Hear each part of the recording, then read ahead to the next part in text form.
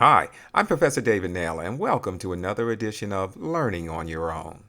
Today we're going to talk about becoming a budget analyst. It serves a number of purposes. One, it's a good conversation piece to have on a job interview. Two, it helps you manage your money effectively so you can live the American dream, especially if you intend on living on Long Island. Today we want to talk about the assignment description. So when you go into the assignment list link, you should be able to find the budget analyst as you scan your window left to right, top to bottom, and it could differ on any given semester, so I won't give you the actual week that the assignment is listed.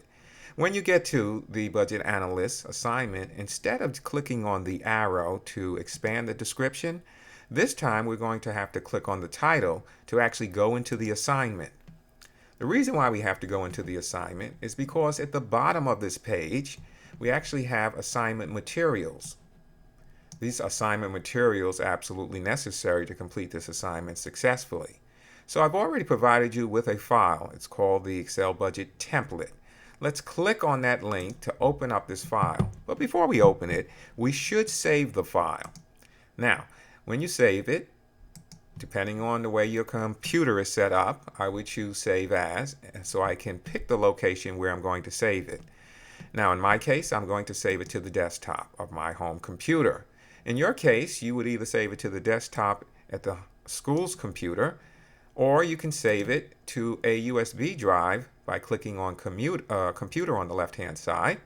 And inside the window to the right, you should be able to see your USB drive if it is connected to the computer. Your USB drive may be named USB, it may be named removable, or it may be named the manufacturer of the USB drive.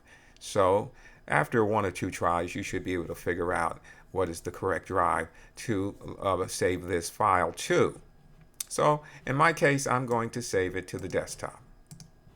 Because there was a file that already had this name, I could either replace it or say no and change the file name. So in this case, I'll just change the file name and add the number 2, so I know there's two versions of this. Now that the file is saved, I get another option at the bottom of the window to open the file. So I'll click on Open to open up the Excel spreadsheet template. Now it's very important that you understand what a template is. A template is a pre-designed, pre-formatted, in this case, Excel spreadsheet that will help you reduce the amount of work that you need to do so you're working smart and not hard. Now, as we look at this file, we scan our window left to right, top to bottom, we see a yellow bar near the top of the window. You must click on Enable Editing button before you can make any changes to this particular spreadsheet. And I've already color-coded the areas that you must be concerned with. So we'll talk about what it's going to take for you to live on Long Island as far as rent, utilities, home telephones, cellular phone, groceries, dining out, gas and fuel, insurance, car note, or public transportation if you don't have a car or some vehicle, and cable TV. But if it's a personal budget, there may be some other categories that you pay a bill or expenses for, and so you have to at some point use this for your own personal use and fill in the categories that are not already selected for you. So at this point, we want to fill out this Excel spreadsheet budget for 1 month. Whatever month you're in right now is the month you're going to fill out. So since it's September when I am actually recording this tutorial, I would like to hide the months that I don't need. Now, months are in columns, and columns are represented, you can see at the top, by letters. And then rows, as you can see on the left-hand side, are represented by numbers. Well, we can actually hide columns that we don't need to view. So by putting my mouse pointer on the letter B, I can right-click. I get a menu whenever I right-click, and then I can find the word hide and left-click on hide. Now, I don't want to do one column at a time. Since I have multiple columns I would like to hide, I'm going to put my mouse pointer on the letter C, hold down my left clicker. I'm not going to let go. I'm going to drag while holding down my left clicker all the way to the month of August, or the column I. Inside the column I box, I'll let go of my left clicker and keep my mouse pointer there and right click. Now I can hide 7 columns with one click. Since I'm only using the month of September, I can now hide October, November, and December by placing my mouse pointer on the letter K, hold down my left clicker, don't let go, drag over L and M while holding down my left clicker, let go, right click in the same location on the letter M and hide the 3 columns that I don't need. This is working smart and not hard, and using the features of the application Excel to wow someone. We call it the wow effect. So now I want to go back to Internet Explorer by going to my taskbar, the bottom bar in the window, placing my mouse pointer on the blue E. And at this point, I only have 2 Internet Explorer windows open. Actually, 1. I already closed the other. And so I can click on Briarcliff College and return to that particular web page.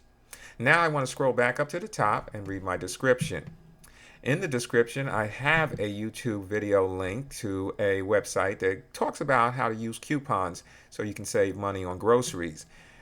More and more of us are learning how expensive it is to buy groceries and eat every day. So we want to use all the tools necessary to stretch that almighty dollar as far as we can. And then we have a category where we have 10 categories that you are required to fill out in order to earn 5 points per category.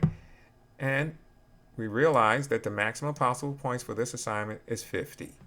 So we must follow instructions. So read very carefully, read very slowly, and if you have to, go over it again more than once. But if you have any questions, please don't hesitate to ask. You can ask me in class, out of class. I can assist you in class. Some students that are fairly familiar with this application can assist you. I can work with you in the Learning Center, or you can email me and we can set up a time that is convenient for both of us. The instructions are fairly self-explanatory, so I'll leave that for you to decipher.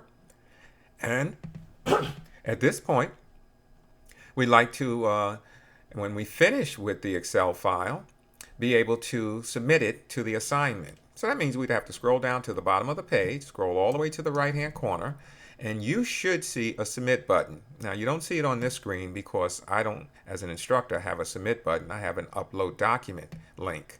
But either the submit button or the upload document link will open up the same window to upload a file to this assignment, because that's the way I will grade the assignment. I will go into the assignment, and if you have uploaded or submitted your file, I will see your file and I will be able to grade it and post your grade.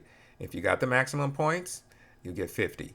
If you got anything less, there'll be a comment that I leave for you to analyze and figure out whether or not you got the appropriate grade. Never hesitate to ask. If you have any questions about your grade, I welcome that dialogue.